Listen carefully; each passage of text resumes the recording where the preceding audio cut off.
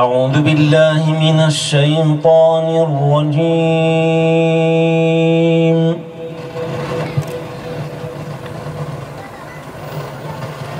بسم الله الرحمن الرحيم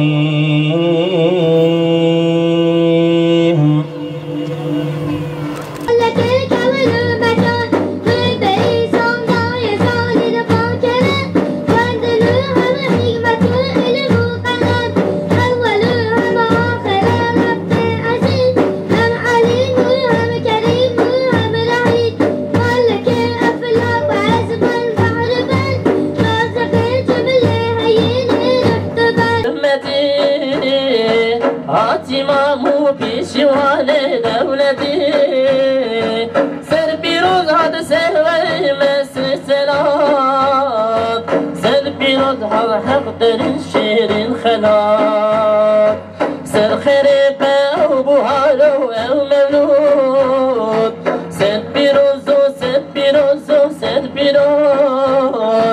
emce eşqa canu dilba hoş kelam. Habibim gittin gideli, ümit gülmedi gözleri, hep hasette yürekleri, kavrulur ya Resulallah. Hep hasette yürekleri, kavrulur ya Resulallah. Sana muhtaç bütün alem, çok insanlık çeker elem, yine çile hayat veren, ilaç sensin Resulallah. Yine çile hayat veren, ilaç sensin.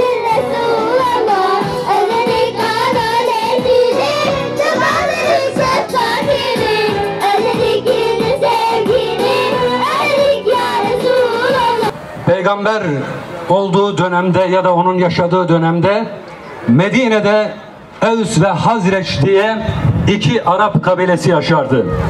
Medine'nin nüfusu aşağı yukarı 10 bin. Aşağı yukarı 10 bin.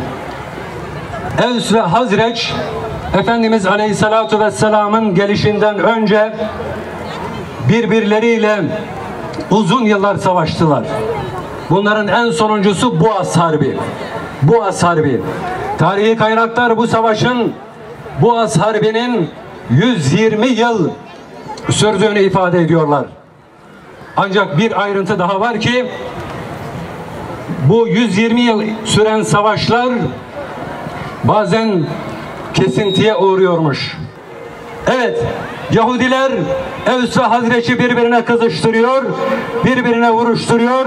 Bunun üzerinden silah sanayisini geliştiriyor, sosyal ve iktisadi hayata Medine'de hakim oluyorlardı. Çünkü Evs ve Hazreç kardeş olsa Medine'de Yahudilere hayat hakkı yok. Yani şu manada hayat hakkı yok. Onlar artık istedikleri gibi at koşturamayacaklar. Ama bu kirli zihniyet yıllarca onları birbirine kırdırdı. Sadece onlar birlik olmasınlar, paramparça olsunlar, yerüstü yeraltı kaynakları ne varsa hepsini biz alalım dediler. Hırs, aynı hırs, zihniyet, aynı zihniyet. Birazdan kendi hali pürmelalimizden bahsettiğimde mesele biraz daha anlaşılacak. İşte tablo özetle böyleydi. Aziz Müslümanlar, bugün en büyük sorunumuz maalesef ihtilaflar ve kardeşliğin yerle bir olması. İşte bu münasebetle bu yıl Peygamber Sevdalıları platformu vahdet ve kardeşlik temasını öne çıkardı.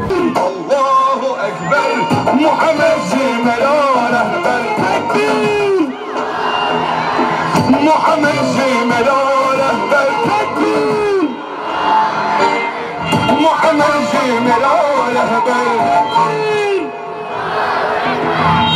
Muhammed Zimela rehber. Çare sende ya Muhammed.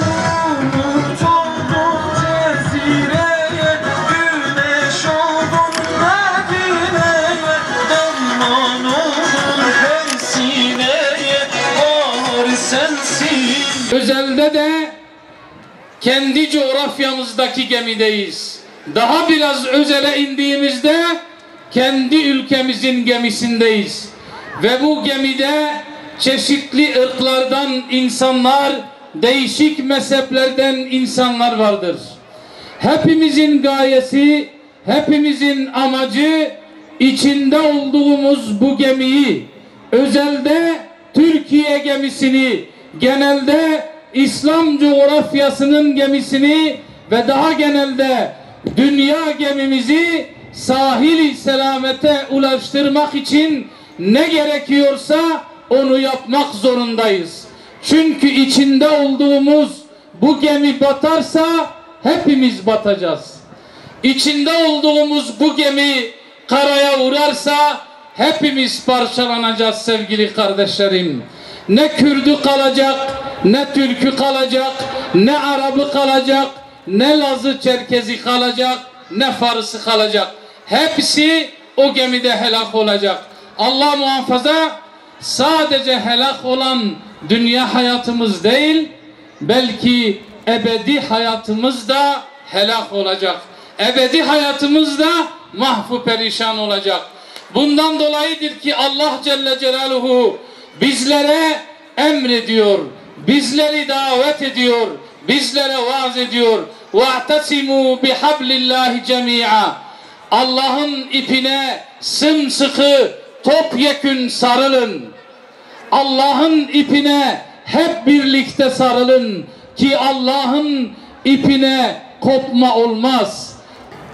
Nerede Müslüman varsa, nerede Müslümanlar yaşıyorsa ehli küfür onları birbirine bırakmak için, onları zayıf düşürmek için, onların güç ve kuvvetlerini dağıtmak için bir olmuşlar, birlik olmuşlar ve leş kargaları gibi İslam coğrafyasına saldırıyorlar, Müslümanların üzerine saldırıyorlar.